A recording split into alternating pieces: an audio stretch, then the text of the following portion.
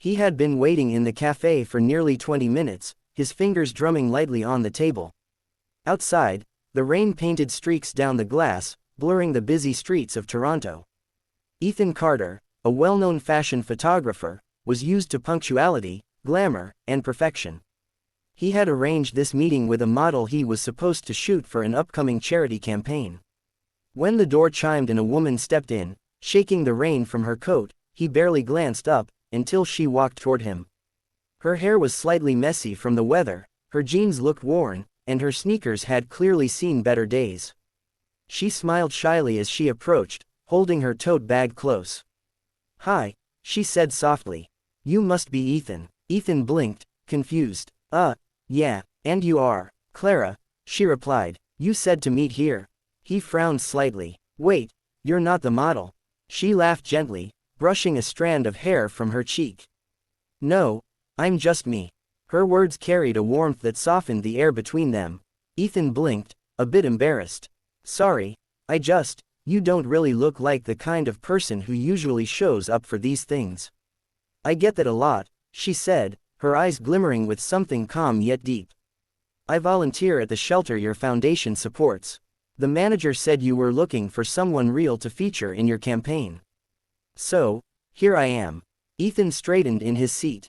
He had imagined someone tall, polished, and ready for the camera. But Clara was different. Her eyes carried a quiet story, her smile held something genuine, something that couldn't be taught by modeling schools or crafted through makeup. "So you're not a model," he said again, his voice softer this time. "No," she replied, "but I've lived a life worth capturing." Those words caught him off guard. Over coffee, Clara shared her story.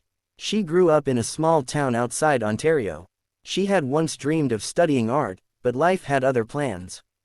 Her father got sick, and she left school to work 2 jobs. When he passed away, she found herself struggling, alone, broke, and heartbroken.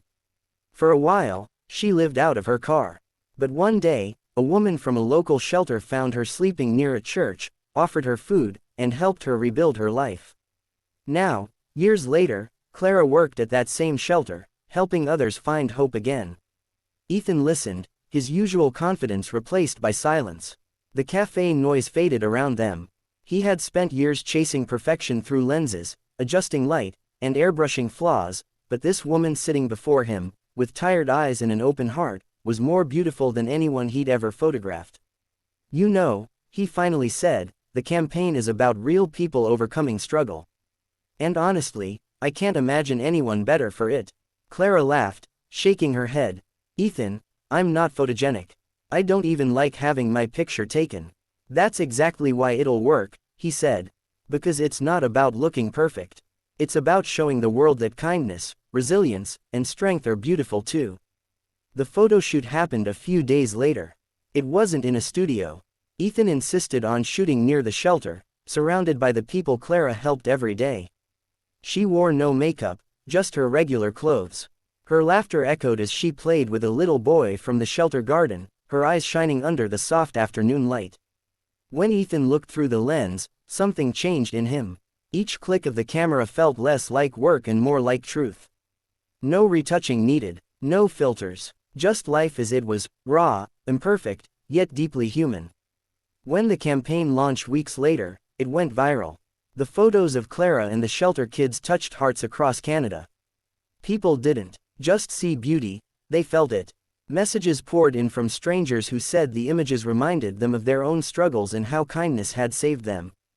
Donations to the shelter tripled. One evening, after a long day, Ethan visited the shelter again. Clara was sitting outside, a mug of tea warming her hands.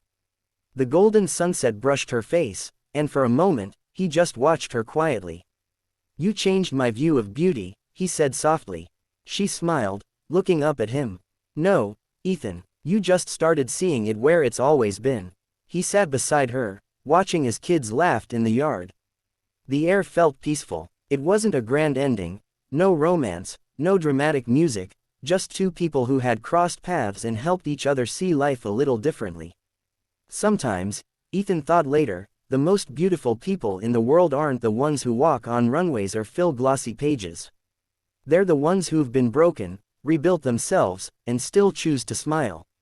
And every time someone asked him about that photo, the one of the woman laughing with the children, he always said the same thing. "She's not a model," he'd say, smiling faintly. "She's just her. And that's enough."